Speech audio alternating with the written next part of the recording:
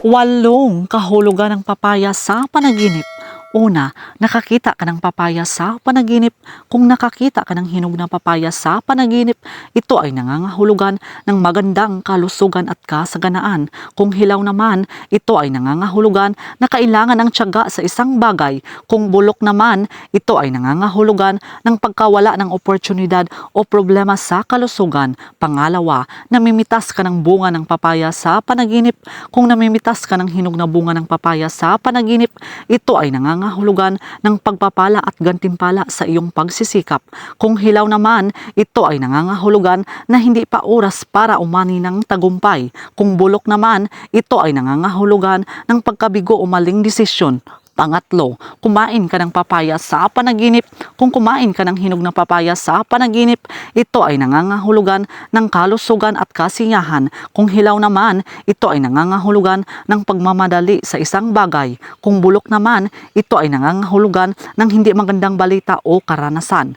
Pang-apat, nagluluto ka ng papaya sa panaginip.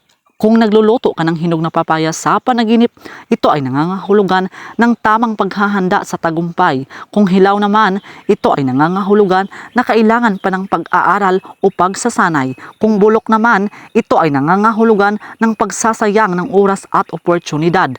Panglima, hiniwang papaya sa panaginip. Kung hiniwang hinog na papaya sa panaginip, ito ay nangangahulugan ng paghahanda sa magandang oportunidad. Kung hilaw naman, ito ay nangangahulugan na maging maingat sa desisyon. Kung bulok naman, ito ay nangangahulugan na may darating na suliranin sa iyong buhay.